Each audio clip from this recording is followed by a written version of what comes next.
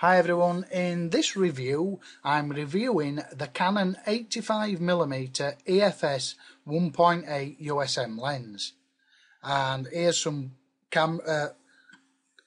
D&G files out of the camera, no editing done, straight out of the camera, little bit of fill flash, as you can see, a little twinkle in the eye, and this is at the minimum focus distance at, you can see the aperture up here anyway, at f1.8. I did use a monopod as well, so that I didn't have any camera shake. Now, I will tell you that since I've owned this lens, I think it is the dog's bollocks. I absolutely love it.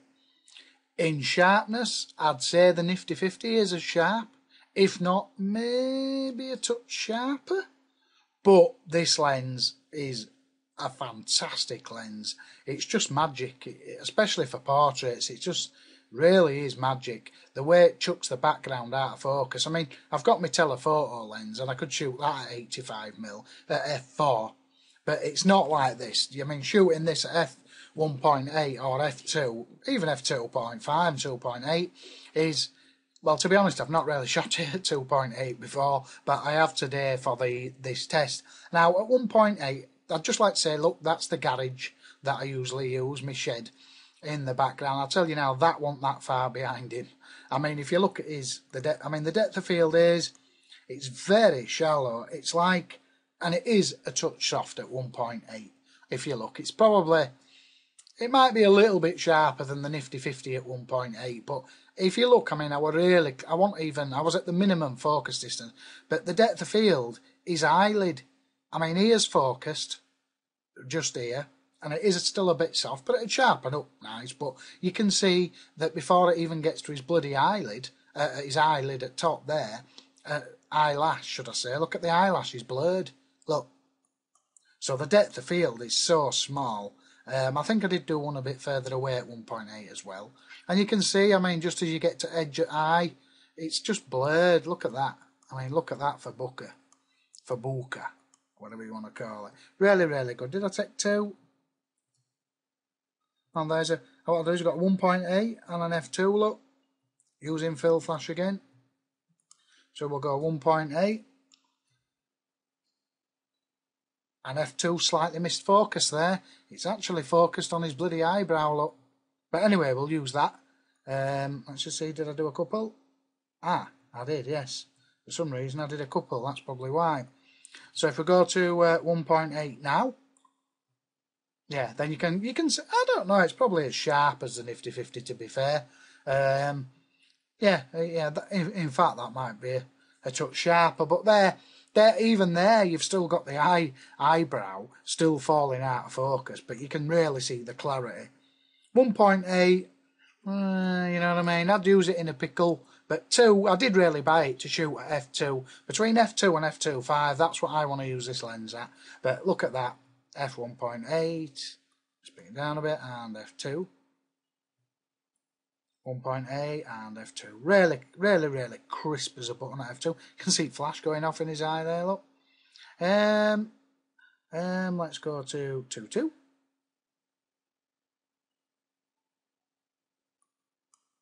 For some reason, that's missed. That does happen, so we might not be looking at a 2.2. 2.5. 2.5. So 2 looked as good as 2.5.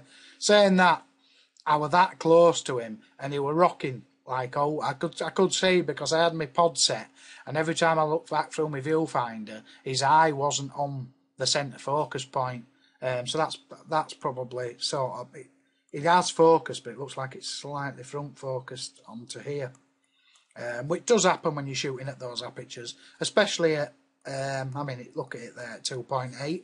It does, I mean, look, the eyebrow is still blurred, but the rest of the eye is binging sharp there. No sharpness on at all. I mean, that would be absolutely breathtaking if we just put a little bit of sharpening on it. Oh, aye.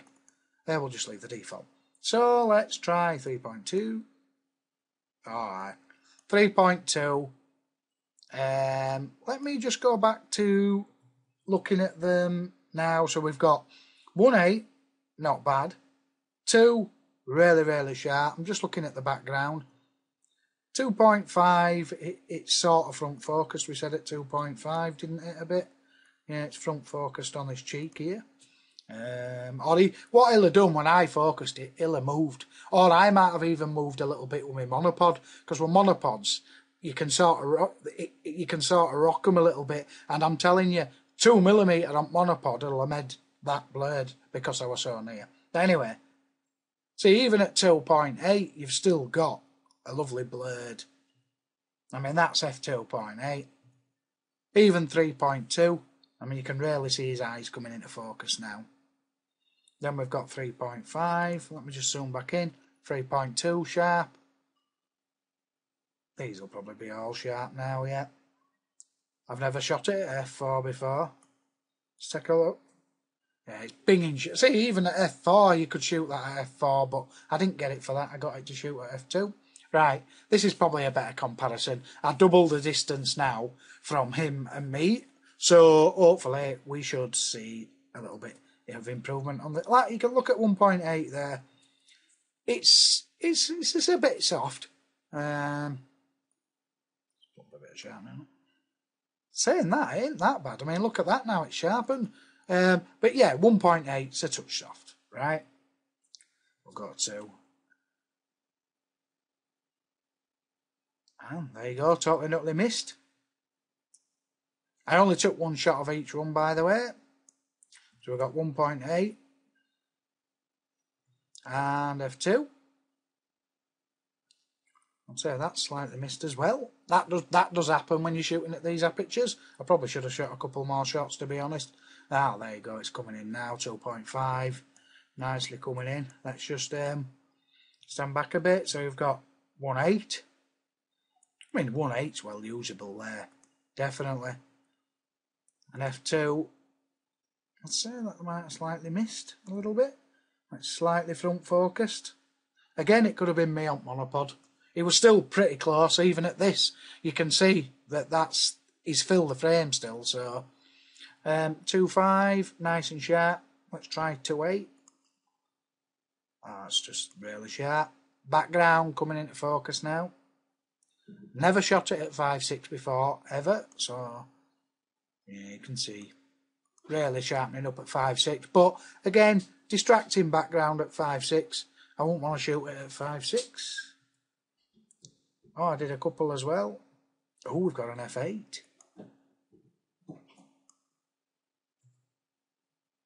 Oops, what's these ones? Ah, I did a few more. f2, change in position. Yep, you can see slightly front look, slightly front focused. It won't be the lens though. I know it'll be me.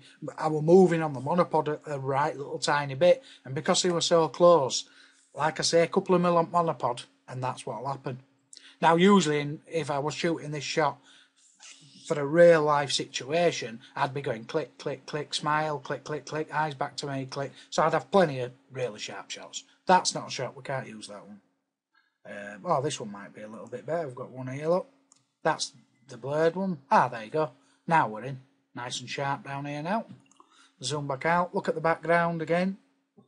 Nice blurred background, bit of fill flash. f2 again. This was a focus and recompose, so I don't know how this will come out.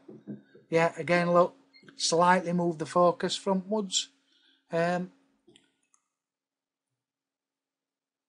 I know it doesn't front focus that much because I've actually used it on a shoot with Virginia and I got some cracking shots, so it was probably just me. 1.8, blurred,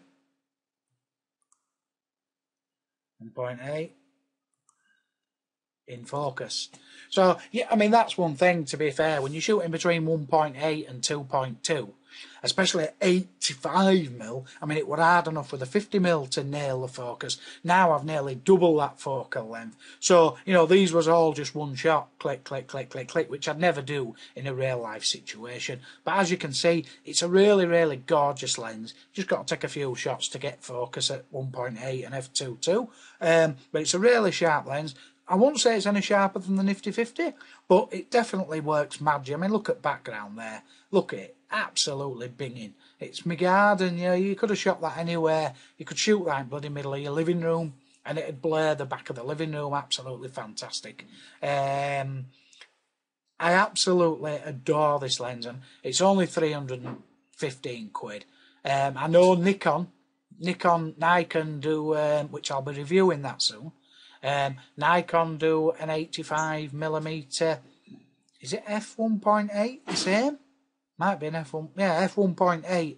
It's a 85mm f1.8D, and that is meant to be a really, really binging, even sharper than this lens. I won't say this is the super sharpest lens I've ever used, but it's definitely sharp, plenty sharp enough, and it just works magic to those backgrounds. If I could show you that shot from my telephoto lens at 85mm or even 115mm at f4, even if the background was as blurred, the blur's not as nice. This is just brilliant. It just works. I mean, don't forget as well, these shots I've just taken, nearly every one of them are at the minimum focus distance. So if he moves 2mm, it'll chuck the depth, it'll chuck the focus out. And I just did that for the test. But in a real life situation, if you were doing an head and shoulder shot, you'd get the field a bit, you'd have a little bit more room. And thanks for watching. Please comment and subscribe. And Canon 85mm EFS 1.8 USM lens. It's a stonking lens. As you can see, brilliant for portraits. And I didn't have it for the wedding that I just did last week. I wished I had done, because instead of shooting at bloody f5.6 ISO 6400, because I needed a bit of telephoto, I would have shot at f2 at ISO 800. Anyway, thanks for watching. Please comment and subscribe.